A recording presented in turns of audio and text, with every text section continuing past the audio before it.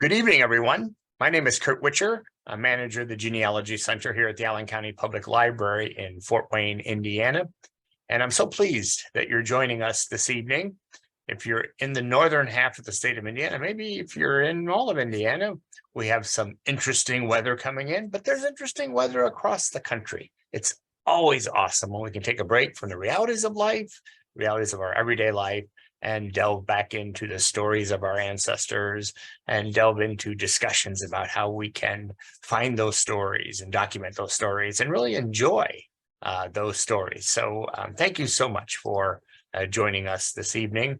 And I'm looking forward to a really inspiring, enjoyable, and meaningful discussion this evening, a Let's Talk session, right? Where are the women? Three colleagues are going to be joining me this evening, and they're going to take the lead on the program. Joining us from the Indiana Historical Society is Lauren Pechtel. Lauren has done amazing things in the family history, family story, and discovery space. So thank you, Lauren, for being with us this evening. Elizabeth Hodges, one of two ACPO colleagues joining us this evening. Elizabeth has participated in Midwestern Roots the last year and has done an amazing number of virtual programs and is a real asset to our library and the community. And finally, but certainly not least, is Kate Kinsey. Kate is a really important part of our virtual programming team and does awesome things with our customers and helping them find information in our pretty massive collection and our story. So thank you very much, Lauren, Elizabeth, and Kate for joining and participating and kind of leading this discussion this evening. And I'll just hand it off to you, Elizabeth. Great. Thank you, Kurt. Okay, so we're all here to talk about the ladies in our families, right? Oftentimes, researching women, it can get a little difficult to do for a number of reasons. I already see that one person asked for tips for finding a woman's maiden name, and that is often, the place where people get stuck first is finding the maiden name. There are some kind of tools or things to look for when trying to figure that out, and we can get into those in just a moment. But I just kind of want to hear from maybe Kate and Lauren. Do you guys have any women in your family that you find particularly difficult to research or particularly interesting that you'd like to share? And if you guys want to share in the chat, that's great. We love sharing here. So do y'all have thoughts? I'll let Kate go first. I think for me, the first thing that comes to mind are some ancestors, some female ancestors that I have on my dad's side that were from the Asheville area in North Carolina. So there were a lot of small community newspapers in that area, and I've had some good success researching them because I've found some lengthy obituaries for some female ancestors and different society news pieces, like just the tidbits about family members or friends visiting the house and them traveling to other places. So those are always exciting finds. So I've probably mentioned her before in some of these Let's Talks, but I have a 6 times great-grandmother who has been particularly fascinating for me, just because I like to think about, as a social historian mostly, I often try to imagine the spaces that people were in and think about material culture objects. I just was faculty supporting Gina Philip Ortega at SLIG, talking about advanced techniques in material culture research and using museum collections for that. And so there's certain times throughout American history where we can think, well, what was our family doing at this moment if they were in that time and place? And one of those is certainly the Revolutionary War for my family, and kind of different big moments of American history. But also they were lucky and privileged to be in such an ideal location for that at that time, to be in Philadelphia in the moment that all of these things were happening. And so one of the most interesting women for me to research, I've really only focused on two. My style of research is a little bit different than others. I'll pick like a handful of people and want to throw everything at those individuals. And that's where I'm going to dedicate my time. So one is my great-grandmother, and then the other is this woman from the colonial era, Rebecca Smith Blodgett. Rebecca's father was the first provost at Penn University, and he was in the same circles as Ben Franklin. He was in the same circles as a lot of early Federalist designers of our country's government and everything else. What's most interesting about Rebecca to me is that she clearly had an affair with Aaron Burr. And so finding those letters is very fascinating because we only have the letters from her to Aaron Burr, right? And saved in the Aaron Burr paperwork. So to me, while reading her letters, yes, we know that the language used between friends back in the 1700s, early 1800s is a lot more flowery and maybe intimate than what you would see in me texting a friend today. But I can only have one side of the story. So we can only guess one side of the story because the letters from Aaron Burr to Rebecca do not exist in return. One of my favorite ever letters, if I'm able to share my screen, I will try to do that. Excellent. Is this letter that I am immensely privileged to have. It lives in the Founders Online collection in the National Archives, from Rebecca Blodgett, addressed to the current president of the United States at the time, President Madison. And it begins by saying, it might be expected that a woman and a stranger should apologize for the freedom of addressing the president of the United States. But my dear sir, I never made an apology in my life. And it would take me longer to frame one than to write the petition, which will be the subject of this address. It is in behalf of Colonel Burr, to whom it is but just to declare that I act without his authority or even his knowledge. She goes on for a long time to talk about how she and Burr have an intimate friendship. They have a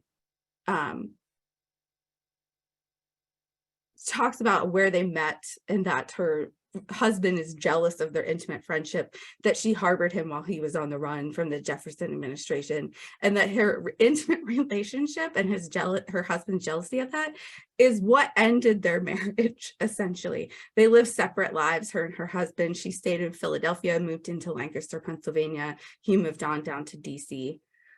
There's been a lot of conversation about her. I found some videos from like New York Historical Society on behalf of the Aaron Burr paperwork, talking about Coventry laws and losing land and arguments between family members. And those are all really important discussions for me because they all discuss land that is directly related to where I grew up, Central Pennsylvania, that her father and her family were given those parcels of land. And they ended up losing them. She became penniless from being a really high socialite elite and penniless. And she fought back. She fought back that an act was actually passed to get her money back from just different things that happened with her husband and his business dealings. Mm-hmm. So she was able to have somewhat a respectful thing at the end of her life. And it's just super fascinating person to find stories about. There's actually a book, which is in your handout on page 6, called Women and the Law of Property in Early America. So for those of you who might like have ancestors in early America where maybe you're kind of wondering, what were, my female ancestors' rights as far as property go, that might be a book you might want to look at. So as far as finding just the simple questions of, how do I figure out someone's maiden name? It sounds like a simple question. It isn't. Sometimes it's hard to figure that out when maybe your first encounter with this female ancestor is just seeing her on the census and she's married already. Well, the next thing to look for are the other records pertaining to her life going back to when she first gets married. So can we find birth certificates or baptismal records for her kids? Can we find a marriage record? And you just want to pick apart every single document you possibly can and look at all the things regarding the men in her life as well. All of the husbands, research all of them. All of them, trust me. You might along the way pick up pieces of information that help you to kind of tell your female ancestor story that maybe you wouldn't have found if you were just researching, your male ancestor that was attached to her. Say she was, again, married multiple times. Another thing to look for, newspapers. I already saw a bunch of people putting stuff in the chat as far as like suggestions for resources. Newspapers are phenomenal. I actually want to share my screen and show you a couple. So for those who might not know, like, what can you get out of a newspaper besides an obituary? I want to show you an example of something that is not an obituary. So, oh, not that one. So my grandmother, she was involved with the League of Women Voters in New Orleans in the early 60s. So I actually found this by searching for my grandfather's name. So this article is just talking about Jefferson Parish, which is where she was actually living. And she's mentioned in here, oh, here we go. Mrs. Lewis Hodges, voters, service chairman for the league, yada, yada, yada. But there are dozens of these articles that kind of give us a little bit of information about her involvement. At one point, she became the first vice president. This is another one. She was, I think, still vice president at this point. So you can see maybe is your female ancestor involved in something, even if it's not something like, big, like the suffrage movement. They might have an interest. So research kind of the big social movements kind of going on at the time, and that kind of helps paint a picture for her life, even if she isn't like my grandmother, who is being named as someone involved in an organization. Another kind of thing, this is just another one. Another kind of thing you can look for as far as like figuring out a maiden name, besides, newspapers, look at maybe her spouses. If her spouse was possibly in the military, look for a pension record. Sometimes those pension records will list a woman's full name, sometimes not, but it doesn't hurt to look. And honestly, for your family tree, you should be looking for that anyway. If you know that your ancestor had some military service. Look at land records too. If, in Lauren's case, I mean, did she own that land, correct? Yeah, even Yeah. under her maiden name, it was, Yeah. I'll pull up some of the records, but like it was Rebecca Smith, that's her maiden name, over and Yeah. over again. But unfortunately, whenever she was married, that property then goes to her husband.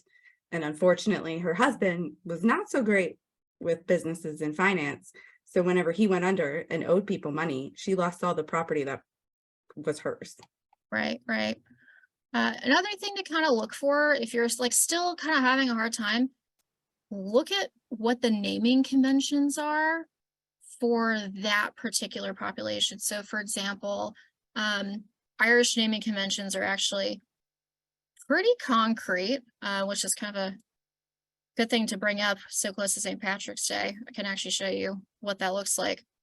It's like first son is named after father's father, second son, mother's father, et cetera, et cetera. Now this doesn't mention middle names, but I can put a link to this in the chat. But to kind of give you an example, oftentimes you'll have at least one child in the family who might have the middle name. Well, their middle name is their mother's maiden name. So for example, a name that actually has been passed down a lot in my family is Nevin, and it goes back to one woman named Catherine Nevin, who would have been born in the 1830s in Ireland. So you can kind of piece things together that way. If you are still having trouble with a particular lady, as far as like finding her maiden name and you just want some advice and you feel like you've looked everywhere, that is where email comes in. That is where we come in. If you send us an email with more information about who you're researching, what you've looked at, we might be able to give you some ideas on maybe where to look for more. I'm going to stick our email in the chat too. Another thing I just wanted to add was were cemetery records. A lot of times those interment records can include the names of her parents and her maiden name. So that's another good place to look. For sure. And, you know, for the people who are bringing up, you know, the newspapers, the society pages are great. Because, you know, say it's a marriage announcement. Well, one, it's listing her maiden name, but it's also listing her parents' names sometimes too. It kind of depends, but just newspapers are just a great resource in general. One thing that I kind of want to show you guys. So my great grandmother, who I was named after, she was an interesting lady. She was a bit of a party girl in the 20s. She was a bit of a flapper, and she was always going out and hanging out with these fraternities. And this was in New York. But even like a little bit before the 20s, when she was like a young, like still a teenager, she was doing that, and it's plastered all over the society pages. So to give you an idea of what that might look like, this is just an example of one. So we have members of the Pi Upsilon Nu participated in the sorority's 6th annual dinner at the country club, yada, yada, yada. The toast mistress, Elizabeth Marvin, who is my ancestor, called upon the following members, blah, blah, blah. Following the dinner, dancing was enjoyed until the late hour.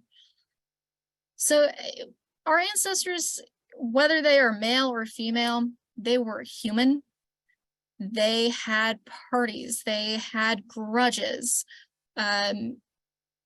It's interesting because things like this, they just add color, if that makes sense. So look everywhere, and also look at county histories. I saw that someone brought that up.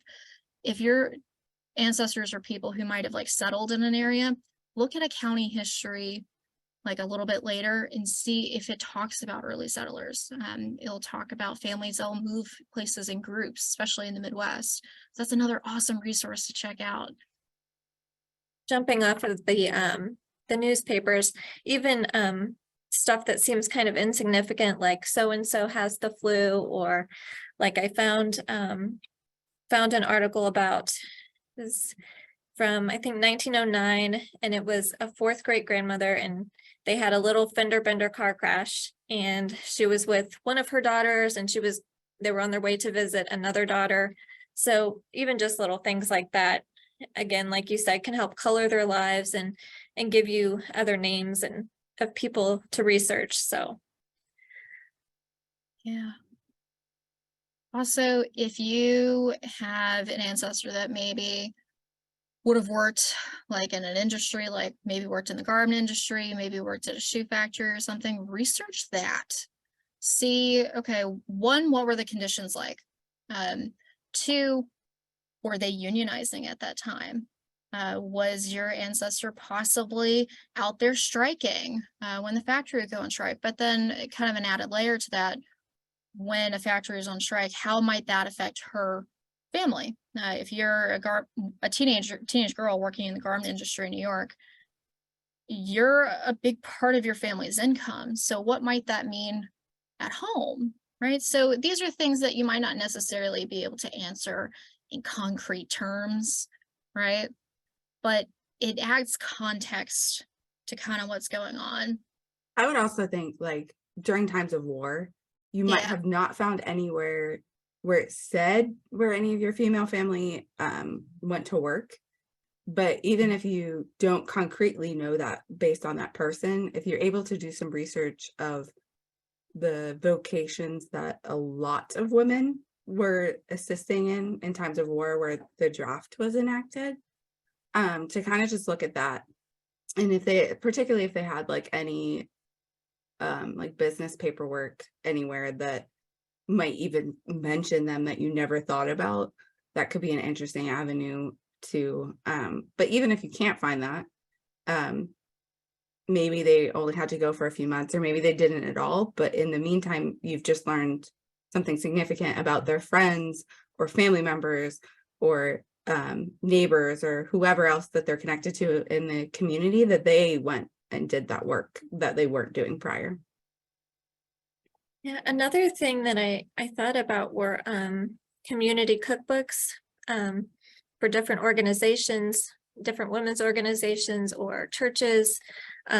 Those are good to search for too, because there might be some family information tucked in there along with those recipes and information about the church and the family's history with the church. So I think that's another good thing to check. Or even like there's- anniversaries for Mhm. like local community. It's like someone coming out with a bicentennial Mhm.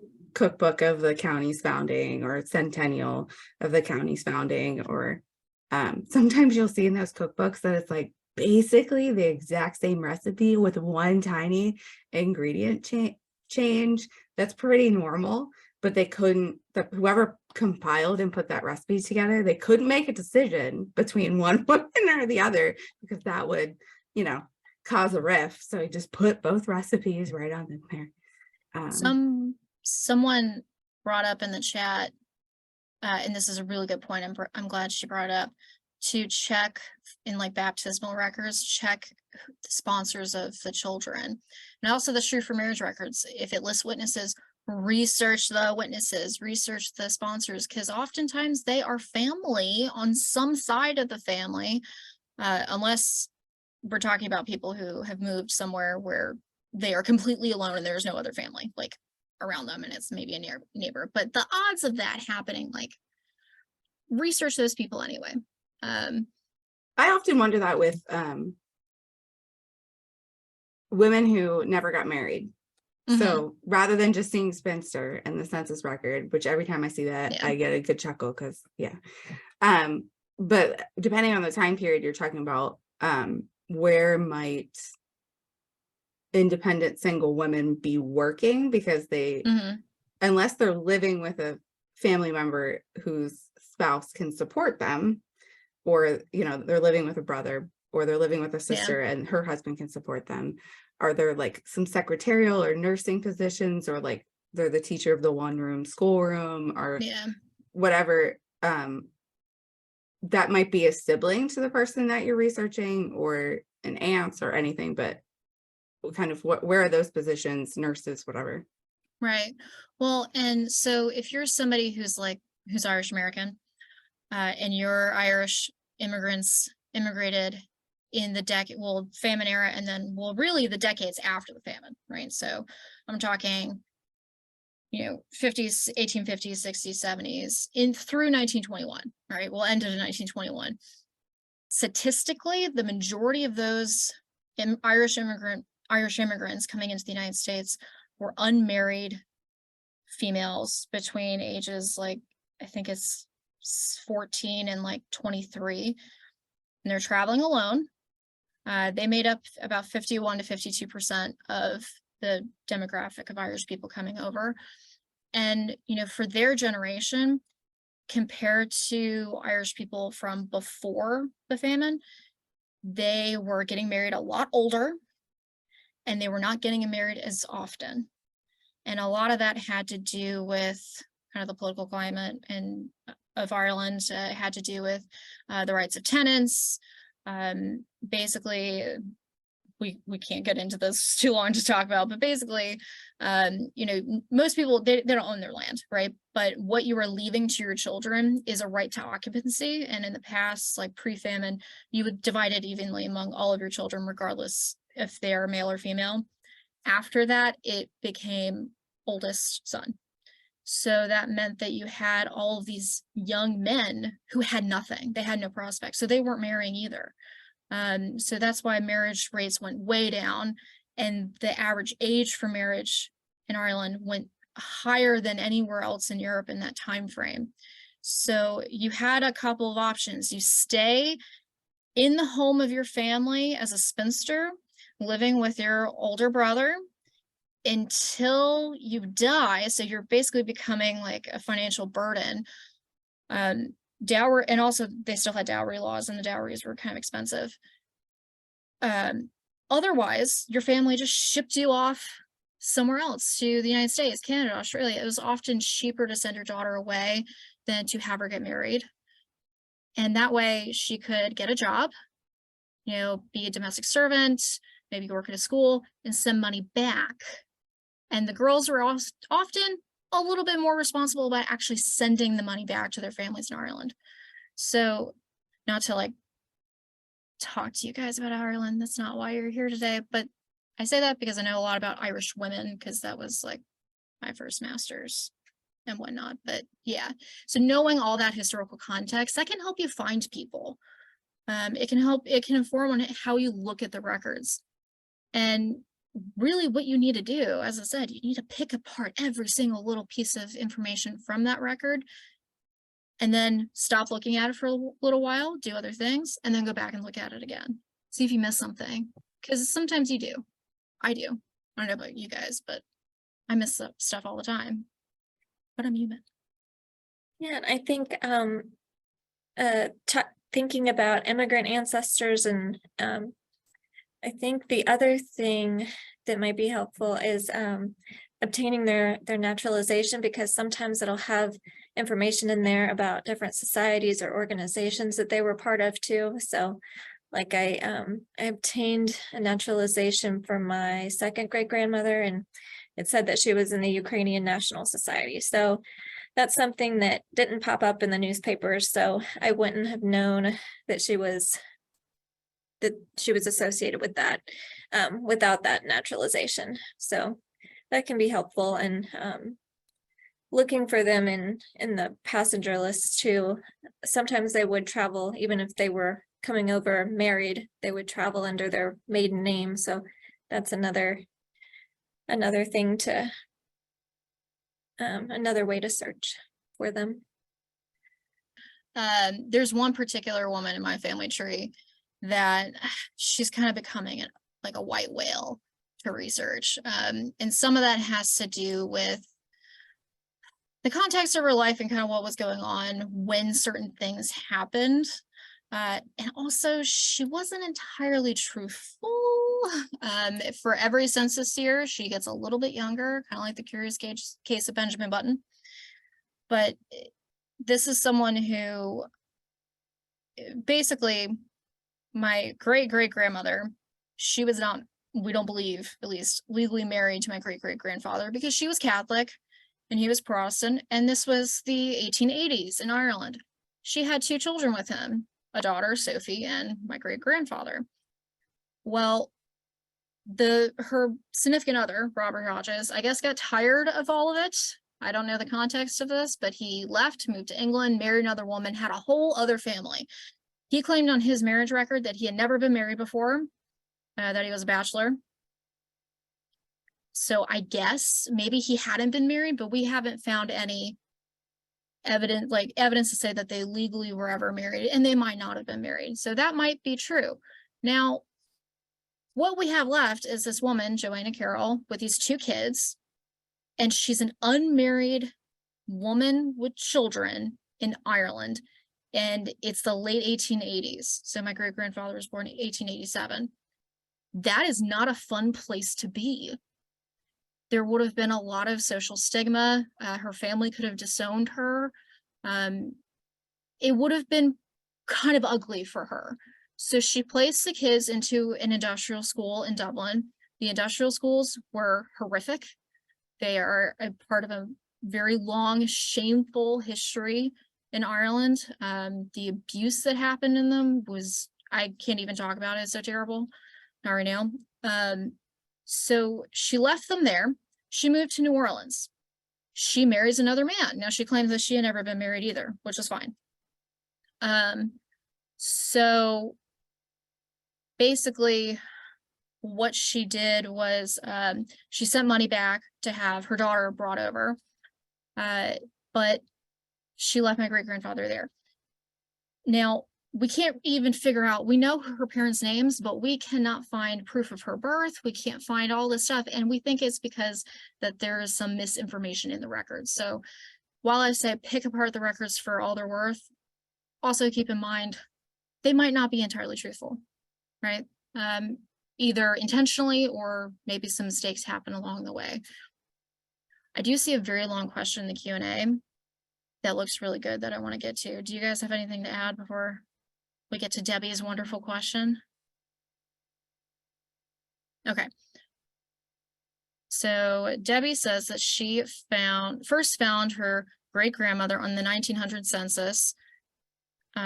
His married to my great-grandfather. Okay, great.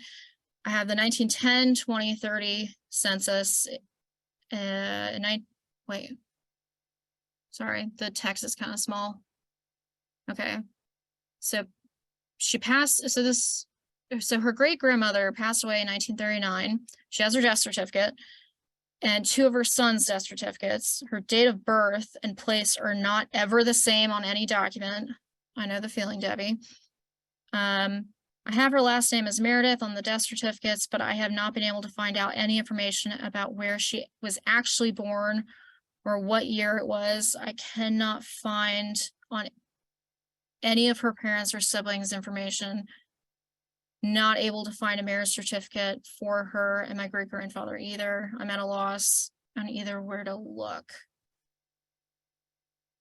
Okay. So marriage record? Kate, are you reading this question too? Yeah.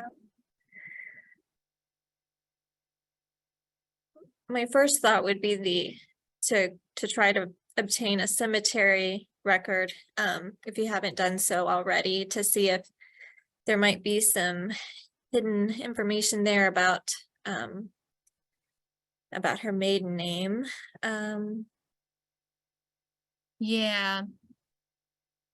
So cemetery records, maybe an obituary. Sometimes those will list, if it doesn't list the names of parents, if there were siblings that went to the funeral, or it might even say, you know, she's survived by this person, this person, this person. If you have a sibling where it will say Mrs. John Smith, it doesn't actually say her sister's name, start researching women with that last name Meredith marrying that guy. And you might be able to figure some more things out that way. So basically looking for other people, kind of like researching in a circle almost. But I'd see if you can find a marriage record.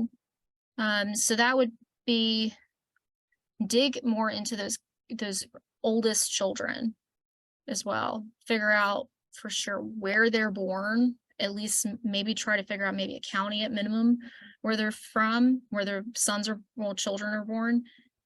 And then look for marriage records in that county and the surrounding counties. And if that doesn't work, send us an email with, you know, more specifics about, you know, where they're living, and we can help you. We can give you some ideas.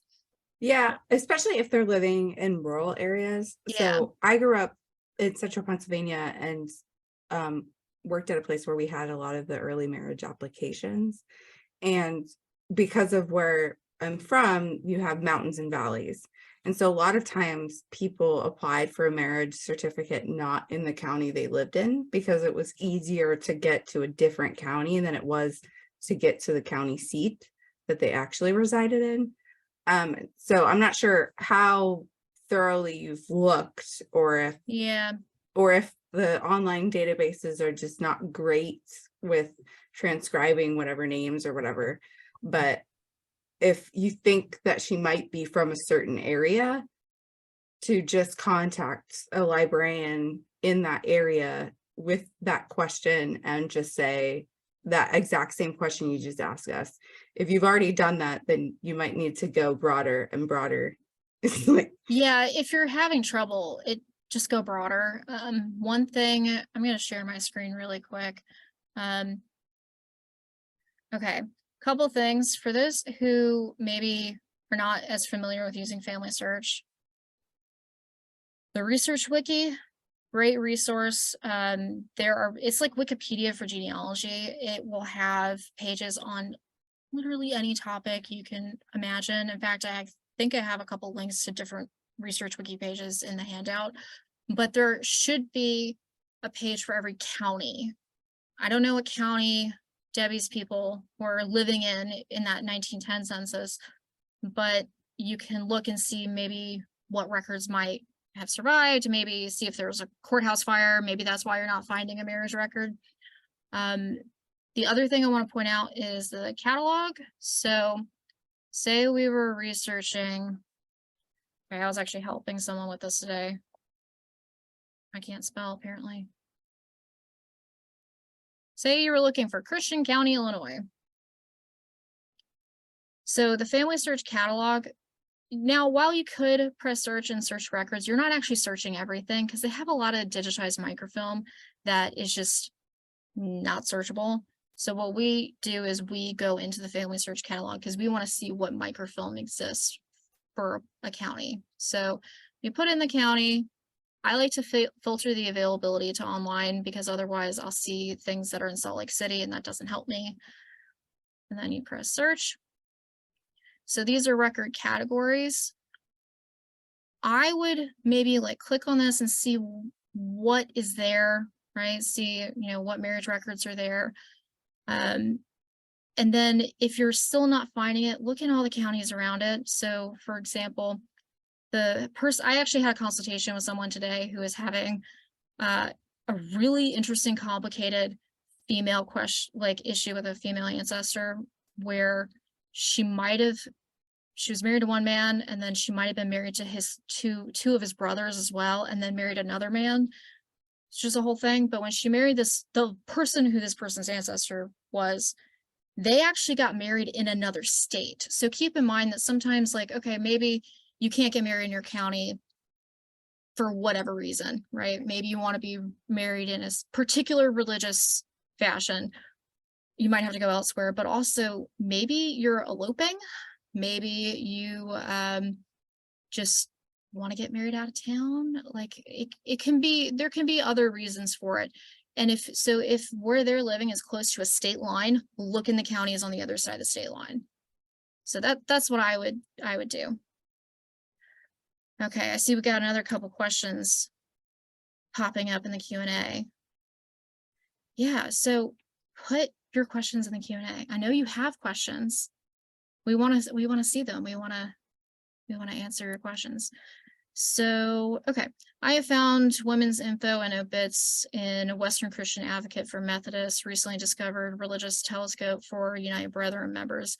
Are there other religious papers? Yes, there are. I think Catholic, I know there's definitely a big Catholic one. Yeah, there's Catholic News Archive. That's a good one. It's free, and you can there are a number of papers for different dioceses across the country that you can search there. So that's a good one to check out. I'm putting the link in the chat. But yeah, there are other ones. There would have been, Jewish newspapers as well. I would also look at ethnic newspapers. So look at African American newspapers, look at Irish American newspapers, especially if these people might have been immigrants. Look everywhere. And a good newspaper resource to see what types of papers existed in a place in a certain time is actually the Library of Congress's website. Give me 1 second, I can show you where. So if you go to Chronicling America, there is, share my screen and show you guys. So if you go to Chronicling America, so for those who might not be familiar with it, this is the Library of Congress's historic newspapers database. It's free, but they have this U.S. newspapers directory, 1690 to present. So say I wanted to see what newspapers existed in Tuscaloosa, Alabama. I'll do this one. I'll just do for the whole county. Let's do 1800 to 1900.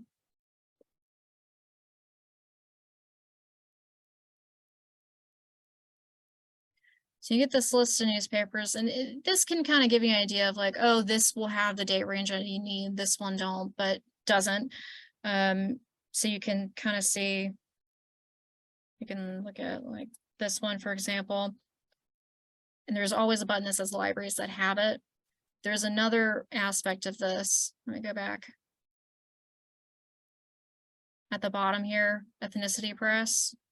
So say you're looking for African American. These are some religious ones, so like Anabaptist. Is there a Catholic one in here? No, but say you're looking for labor newspapers. I mean, like, so this is a really helpful tool to figuring out where, like, what papers might have existed in a place in a certain time frame. But when in doubt, contact the local library where your people were living, because those librarians, I mean, there's all kinds of stuff that just isn't cataloged in public libraries. You will find gold by going local, right? So it does not hurt to ask. You do not always have to go to the big libraries, right, that you think have everything there is to have about genealogy. Not necessarily, right? Those local libraries have a lot of really awesome hidden gems, and those librarians are often really excited to share those with people. So definitely contact your public libraries. Speaking of going local and checking out the local libraries and historical societies, another thing to search would be hospital records. Sometimes when hospitals close, they would donate those records to local archives or organizations. So that'd be another good thing to search for. So I see someone asking in the Q&A about records for a women's college, Montevello. Okay. I think that school is no longer a women's college, but it's still like a university. So contact that university's library, particularly their special collections, because they would usually keep all of their records even when they like go through a name change.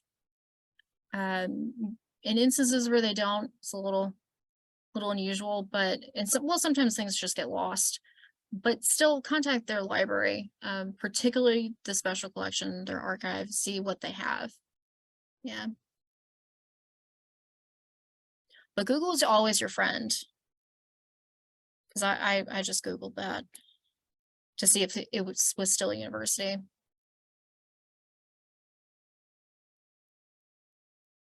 Okay.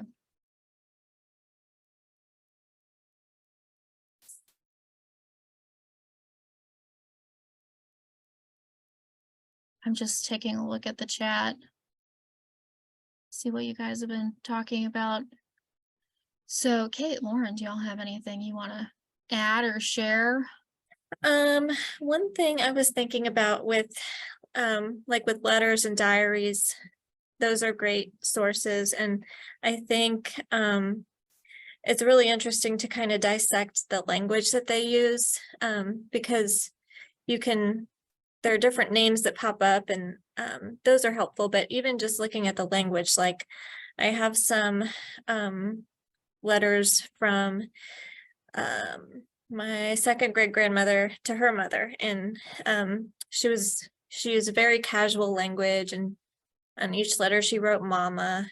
So it seemed like based on that, it seemed like a close relationship. And then I have other letters for other ancestors where it's the language is more formal. So I think that's those can provide interesting insights into relationships and how close people might have been to each other. So can I show you guys a really hilarious example of how language can just really add some color to, an ancestor story? So this is from the very back of my great-grandmother's journal, the person I said I was named after, who was a bit of a party girl. So her journal begins in 1917, ends around oh God, what year does she get married? It ends around 1922. So it ends around the time that she gets married. Well, a lot of the journal is her complaining about the men in her life, complaining about these boys not calling her back. And there was also this man that she had been courting for several years that she thought she was going to marry, had been waiting around for him, and he up and married another woman. So the language shift in the journal entries after that, they get not just sad, but a little dark, saying things like, oh, maybe my mother was right about me. Maybe I am useless, like really horrible stuff. But in the back, what I find kind of funny is that you have this list of men's names and where they were living, right? Grand Rapids, White Plains. So is this her little black book? Kind of, and she's scratching out names. Oh man, if I had my choice. That's brilliant. I think about that. My mom, my parents are a wonderful anomaly. So my parents were introduced on a blind date. My dad proposed 6 weeks later. They were married 6 months later. And this year will be their 40th wedding anniversary. And so there's a calendar somewhere that they saved somewhere that on the date dad proposed, my mom just wrote, finally got my rock. And so what's funny to me is like, for other women in my family history, I was lucky enough that when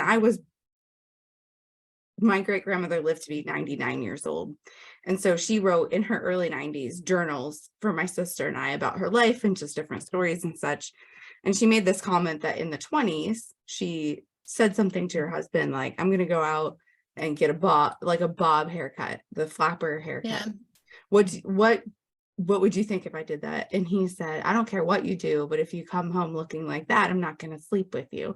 It was funny to me that she wrote that straight into the journal, because I just remember great grandma being very straight-laced, very forward, and kind of almost aggressive in how professional and ladylike you needed to be. But in her own right, she was fiercely independent and trying to break kind of gender norms. She was the youngest of many children. And in her journal article saying, like, I was a teenager and I wanted to learn how to drive. It didn't matter to me that that was not a thing that women did in the 19 teens. I was going to learn how to do it. That's awesome. I love like, and that's a totally different side of the family. That's my dad's grandmother. So I love these fun examples of fiercely independent women that just pop up in different places, because it's clear, oh, I come from.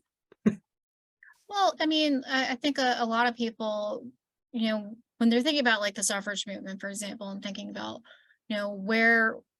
what was my, female ancestors doing in that time frame? And there are, people who are like, they probably didn't care because they were just busy working, work. Well, maybe, but maybe not. I mean, they had opinions on things. I mean, women didn't just magically start having opinions after 1970, right? It didn't happen with first wave feminism that we suddenly developed an opinion about something. Well, that's why I so appreciate that letter that I mentioned from Rebecca at the beginning. To see a woman be so bold so early on is rewarding.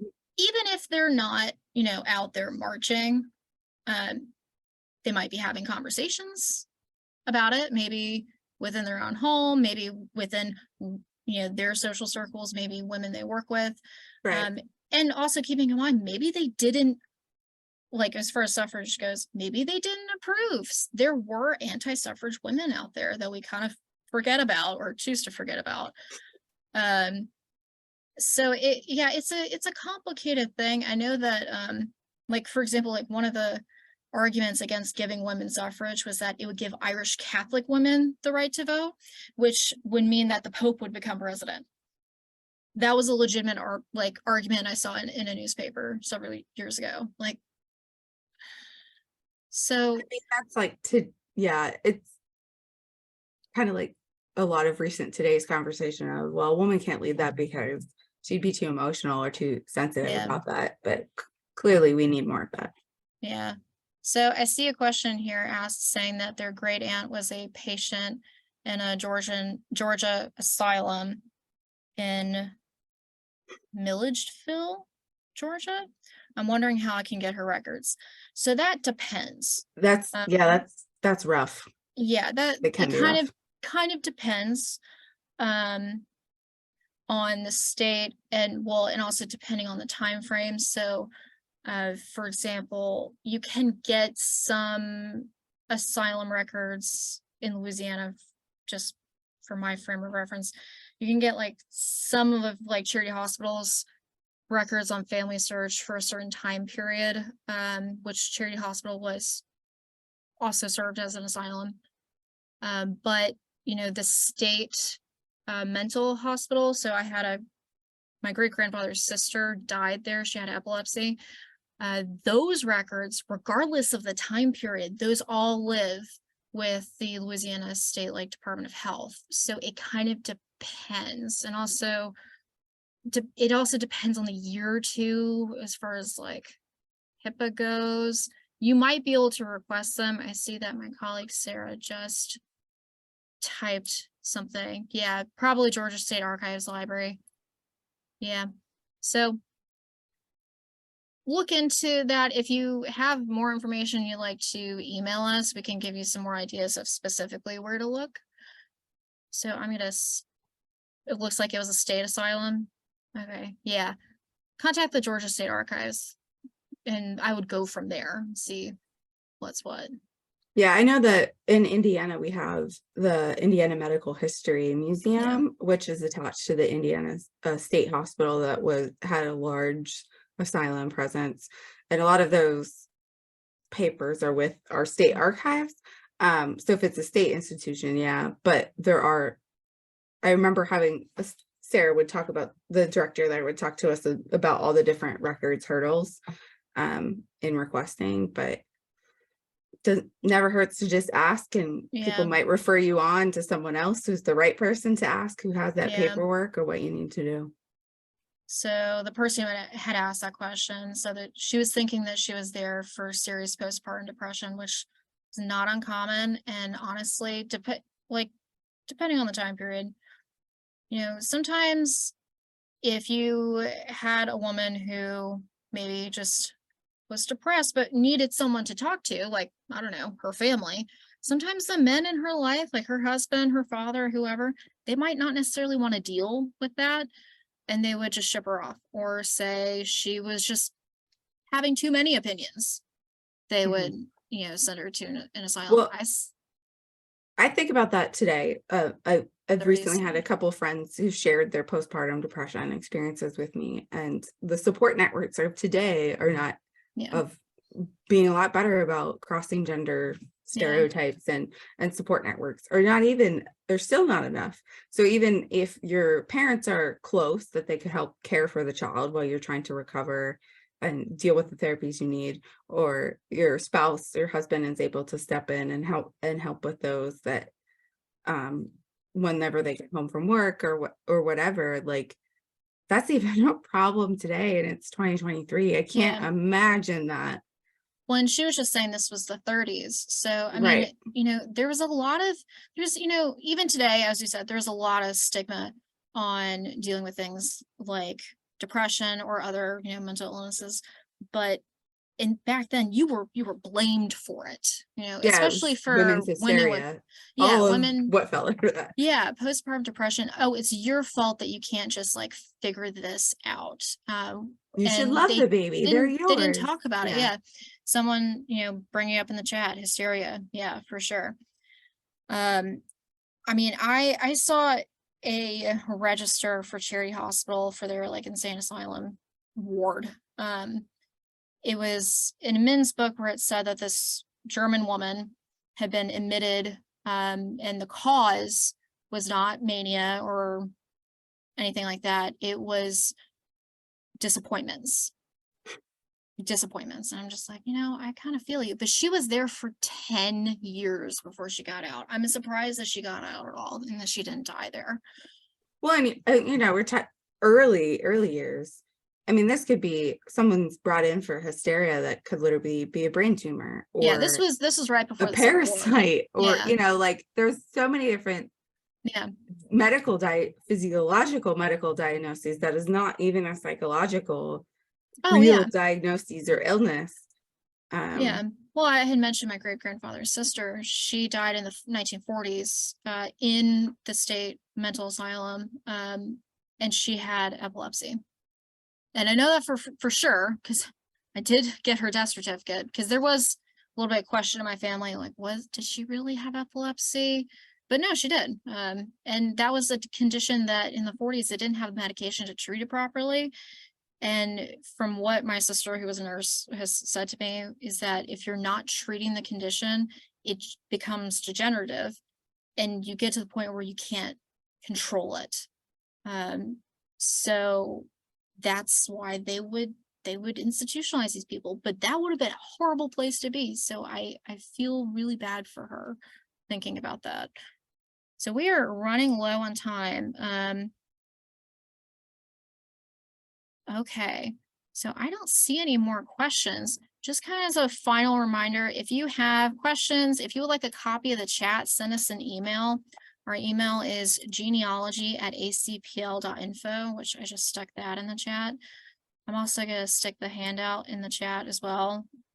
Just one more time. I tried to include as many resources, kind of a wide variety of resources as possible. Obviously, the books listed are not every single book our department has on women, but that would be a very, very, very long list. So hope that the suggestions will help you. There's some articles for, guides and things like that. But yeah, so fun times. Do y'all have anything, kind of final words to say before we wrap up for the evening? I think it's just as we continue through our research, to me, in all the spaces that we exist in organizations or anything else, just remember that women are fiercely independent as they are today and in any year. And often that independence is lost because of circumstances of women not being able to work in the workforce the way they could to provide for their family. They had more than full-time jobs at home. They just weren't paid for them. And so I often think back to the time that Pictel is my maiden name, that I joined a heritage society, and my letters that were sent to my house were addressed to Mr. and Mrs. Pictel because it was assumed that I was married. So wherever you can make those changes and remember that women are fiercely independent and can be single and doing awesome things, please champion that. Yeah, people think my husband's last name is Hodges. I didn't take his name. I think he's actually in this, like an attendee tonight. I didn't take his name because no one can spell it or pronounce it. Like my last name, yay. Yeah, so, yeah. Anything to add, Kate? I would just say to keep trying, keep researching, persisting to find those records. And I think it's always important to research and try to find as much as you can about the historical context to really color their lives and their experiences. So, Ooh, one last thing. Whenever you can, if you're talking to family members, especially young women in your family or young girls in your family, don't just start with the woman as an adult. What was it like to, like, thinking about my great grandma? I thought what it was like to be a little girl in 1901, 1902, 1903. That's just as important as talking to great grandma, being a teacher in the 20s and just being an awesome, Yeah, how did person. she become that awesome, wonderful Yep. person? Yeah, it didn't. Things Little like Margaret is just as Yeah. important as 99-year-old Margaret. Yep, our ancestors didn't live in a vacuum. So on that note, we are about out of time. Just as a reminder, if you need help, right? If you have questions, send us an email. If you'd like a copy of the chat, send us an email. When in doubt, send us an email. So I'm going to stick that in the chat one more time. So thank you again, everyone, for such a lovely presentation. I'm really happy all of you joined us this evening. And thank you, Kate and Lauren, for the great conversation. Thank you. Thank you. Good night, Have- everyone. Bye. Good night.